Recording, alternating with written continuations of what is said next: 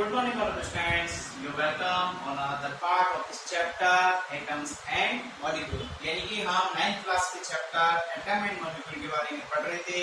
जैसा कि हमने लास्ट क्लास में देखा एटम के बारे में कि एटम जो होता है वो क्या होता है, सबसे स्मॉलेस्ट यूनिट होती है किसी भी स्टेट ऑफ मैटर की। ओके, इसके अलावा आपके जो एटम होता है ओके, तो एटम की साइज क्या होती है 10⁻⁻10 मीटर। ओके, इसके अलावा हमने देखा कि एटम जो होती है, एटम की स्ट्रक्चर जो होती है, इसके अंदर न्यूक्लियस होता है। ओके, और न्यूक्लियस में क्या प्रेजेंट होता है, आपके प्रोटॉन और न्यूट्रॉन। ओके, और इसकी जो आउटर जो ऑर्बिटल होती है, इसके अंदर इलेक्ट्रॉन क्या करते हैं, चक्कर लगाते हैं। ओके, इसके अलावा हमने देखा था न्यूक्लियस के बारे में। तो न्यूक्लियस के बारे में देखा कि न्यूक्लियस जो होता है इसकी साइज क्या होती है 10⁻⁻15 मीटर। ओके, इसके अलावा हमने देखा मॉलिक्यूल के बारे में। ओके, तो यदि मॉलिक्यूल क्या होते हैं, मॉलिक्यूल किससे बने होते हैं, आपके एटम से मिलकर के मॉलिक्यूल बने होते हैं। यानी एटम के अंदर तो आपको केवल सिंगल ऑफ एटम होता है, यानी कि 1 नंबर होता है। ओके, आपके जो मॉलिक्यूल होता है इसके अंदर 2 या 2 से ज्यादा एटम जब मिलते हैं ओके, तो इससे क्या बनता है, आपके मॉलिक्यूल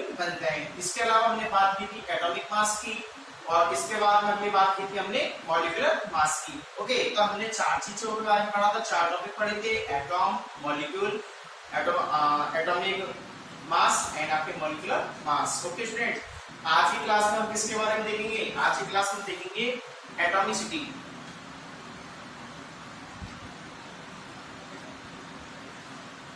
यानी कि एटॉमिसिटी क्या होती है, एटॉमिसिटी को हम किस तरीके से डिफाइन कर सकते हैं। ओके, तो इसको हम कैसे करते हैं, एटॉमिसिटी सपोज आपको CO2 दे रखा है एंड आपको NH3 आपको दे रखा है। ओके, यानी आपको क्या क्या दे रखा है, आपको दे रखा है CO2 एंड आपको दे रखा है NH3। ओके, अब हम देखेंगे कि जो CO2 होता है ओके, तो ये CO2 कितने एटम से मिलकर बना हुआ होता है, यानी एक तो किसके, कार्बन के, और 2 किसके, ऑक्सीजन के। यानी टोटल कितने एटम का बना हुआ है CO2, 3 एटम्स का। ओके, इसके अलावा हम बात करें NH3 की, तो NH3 आपके कितने एटम से मिलकर बना हुआ है, एक तो नाइट्रोजन का प्लस 3 किसके, हाइड्रोजन के। टोटल कितने हुए 4।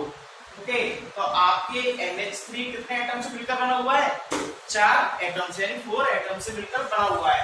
अब आप देखते हो कि आपके पास CO2 होती है, ये भी गैस होती है, NH3 अमोनिया जो होती है ये भी गैस होती है। ओके, लेकिन फिर भी इनमें इतना डिफरेंस क्यों होता है कि इसका 3 होता है एटॉमिक नंबर, यानी इसका जो एटॉमिक एटम, इसमें कितने एटम्स है, 3 एटम्स है, और इसमें 4 एटम्स है, यानी इनमें एटम्स की संख्या अलग अलग क्यों है फिर भी।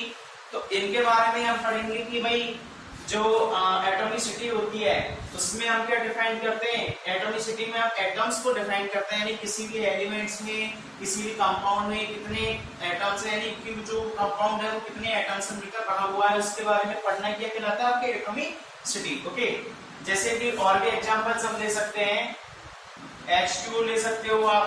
ओके, H2O ले सकते हो, इसके अलावा आप क्या ले सकते हो, HCl ले सकते हो।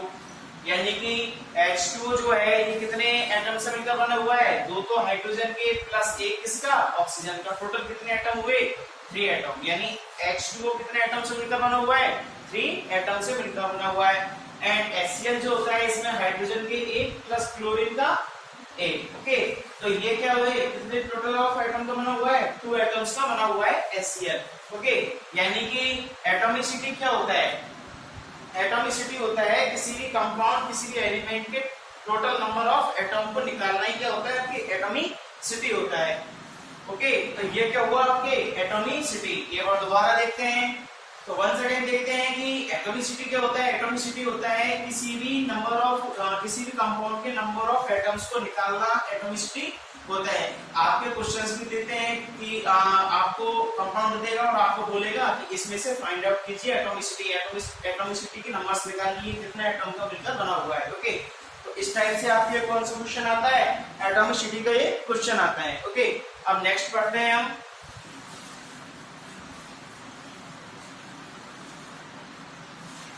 आपके एक लॉ आता है, लॉ ऑफ कंजर्वेशन ऑफ मास। यानी कि आपको क्या देता है, एक लॉ आता है लॉ ऑफ कंजर्वेशन ऑफ मास, यानी कि हिंदी में अगर इसको बोले तो द्रव्यमान संरक्षण का नियम।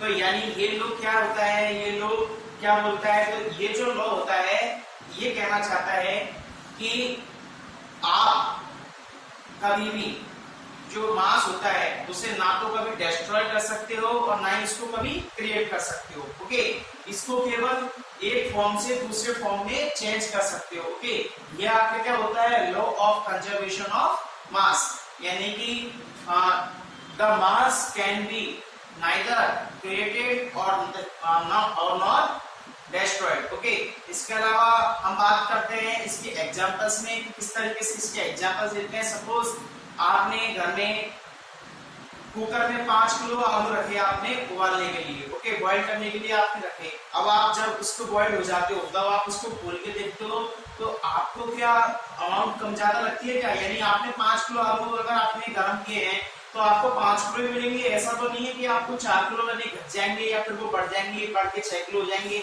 यानी कि जितनी अमाउंट आप ले रहे हो उतना ही क्या होगा उसमें प्रेजेंट होगा। ओके, तो यानी कि क्या होता है लॉ ऑफ कंजर्वेशन ऑफ मास में कि जो आपके मास होता है उसे आप कभी भी डिस्ट्रॉय नहीं कर सकते और आप उसे कभी भी क्रिएट नहीं कर सकते। और ये कौन सा लॉ हुआ, law of conservation of mass. Okay, जैसे कि अब एग्जांपल समझते हैं। सपोज आपके पास कार्बन है, आपने जब इसको ऑक्सीजन कराया और इसको जब जलाया, ओके, यानी हीट दिया आपने, तो ये किस में चेंज हो गया, CO2 में, यानी कि C plus O2 equal to CO2। Okay, आपके CO2 क्या होती है, गैस होती है। ओके, इसके अलावा जो कार्बन होती है, okay, carbon plus oxygen equal to CO2। Okay, अब आप देखते हो कि आपके कार्बन जो है इसका एटॉमिक मास कितना होता है, कार्बन का एटॉमिक मास 12 होता है। ओके, इसके अलावा आपके जो ऑक्सीजन होता है, इस ऑक्सीजन का एटॉमिक मास कितना होता है, यानी एक ऑक्सीजन का मास तो होता है 16 होता है, लेकिन यहाँ पे 2 दे रखे हैं, नंबर्स ऑफ एटम कितने हैं ऑक्सीजन में, 2, तो यानी 2 को हम मल्टीपल करेंगे 16 से तो क्या आएगा 32, यानी कि ऑक्सीजन के अंदर कितने एटॉमिक मास है 32, यानी कि 12 तो कार्बन के, 32 किसकी, ऑक्सीजन की। इन दोनों को जब आप जोड़ोगे तो क्या आएगा 44 आएगा, 44 ग्राम। ओके, यानी कि जगह क्या आ जाएगा 44 ग्राम। अब आप इसको देखिए, आपने जो प्रोडक्ट बना वो क्या बना, CO2 का प्रोडक्ट देखते हैं, कार्बन का क्या होता है एटॉमिक मास 12। इसके अलावा आपके जो ऑक्सीजन होता है इसका एटॉमिक मास कितना होगा 32, यानी जब इन दोनों को जोड़ोगे तो क्या आंसर आएगा 44 ग्राम। अब आप देखिए कि आपके जो फर्स्ट वाले में था, यानी कि जब आपने ऑक्सीजन से इसके क्रिया नहीं कराई थी, रिएक्शन नहीं कराई, तब भी आपने क्या था 44 ग्राम, यानी इधर भी 44 ग्राम और प्रोडक्ट भी क्या हो गया 44 ग्राम, यानी दोनों जगह क्या जो मास है वो क्या है सेम है। तो इससे हमको क्या मिलता है कि आपकी जो मास होता है उसे कभी भी आप इंटरचेंज नहीं कर सकते। ओके, यानी कि आप कभी इसको क्रिएट नहीं कर सकते एंड नहीं आप उसको कभी डिस्ट्रॉय कर सकते हो, आप उसे केवल एक फॉर्म से दूसरी फॉर्म में चेंज कर सकते हो। तो ये आपको कौन सा रूल हुआ, law of conservation of mass. Okay students, इसके अलावा और भी एग्जांपल्स ले सकते हो आप, जैसे कि सपोज आप ले सकते हो H plus Cl equal to HCl। Okay, यानी कि hydrogen plus chlorine equal to hydrochloride.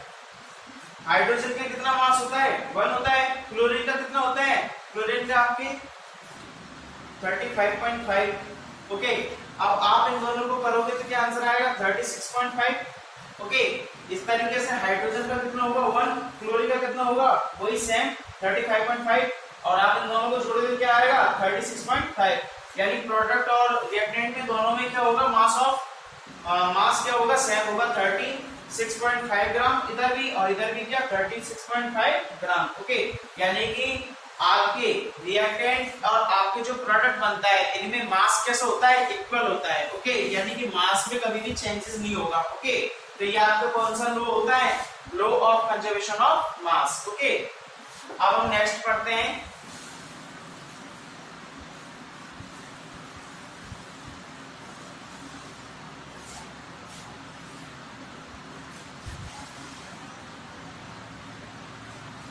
Law of definite proportion.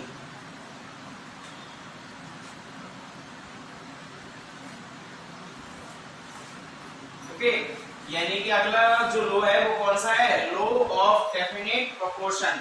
यानी कि हम नॉर्मल पहले समझते हैं, सपोज मैं आपसे बोलता हूं कि आपको अमेरिका से पानी लेके आना है, अमेरिका से आपको पानी लेके आना है। ओके, आप ले आए, इसका लो। इसके बाद मैं बोलता हूँ आपसे कि आप अहमदाबाद जाइए, अहमदाबाद से पानी लेकर के आइए।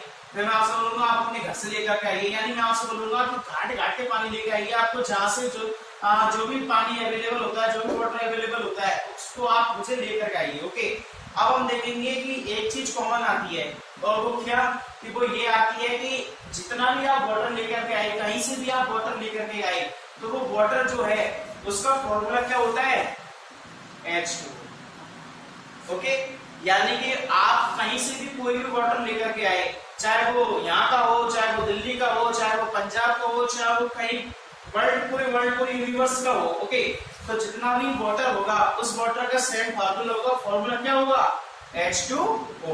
ओके, यानी कि इसमें हाइड्रोजन के एटम्स कितने होंगे, 2, और यानी इसका जो रेशियो निकल के आएगा वो क्या आएगा, हाइड्रोजन के 2 एटम और ऑक्सीजन के कितने एटम, 1 एटम, यानी कि 2:1 इसका रेशियो 1 को आएगा। यानी कि वाटर का जो फॉर्मूला होता है वो फिक्स होता है, क्या होता है, H2O। इसके अलावा काफी सारे आपके कंपाउंड्स होते हैं, ओके, जिनका जो फॉर्मूला होता है वो क्या होता है, सेम होता है। ओके, तो H2O पे क्या होगा, हम जो बात कर रहे हैं H2O की, यही आपके बुक्स में दिया हुआ है, यानी आपकी जो एनसीईआरटी बुक है इसमें H2O के बारे में दे रखा है, इस वजह से मैं आपको H2O के बारे में ही पढ़ा रहा हूँ। ओके, यानी H2O जो होता है इसमें हाइड्रोजन कितने एटम होते हैं, 2 एटम्स। इसके अलावा ऑक्सीजन कितने एटम्स होते हैं, 1 एटम होते हैं।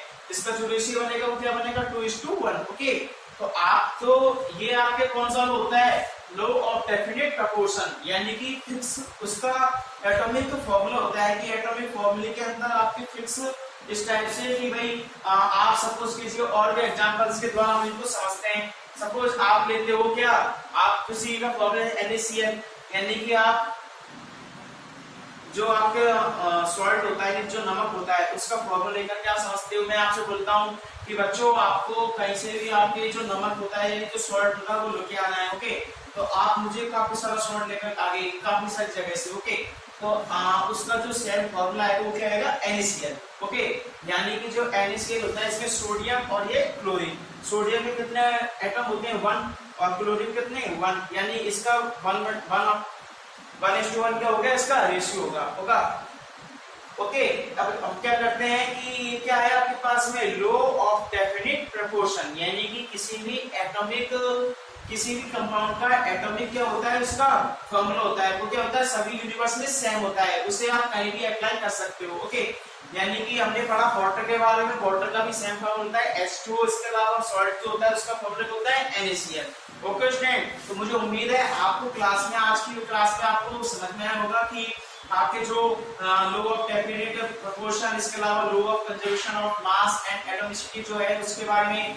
अगली क्लास में हम जो बात करेंगे वो आती है आपके मॉल के बारे में। ओके, यानी कि जो मॉल्स होते हैं, वो वाले मॉल्स नहीं जिसमें आप घूमने जाते हो, यानी एटम्स के अंदर ही आते हैं मॉल्स।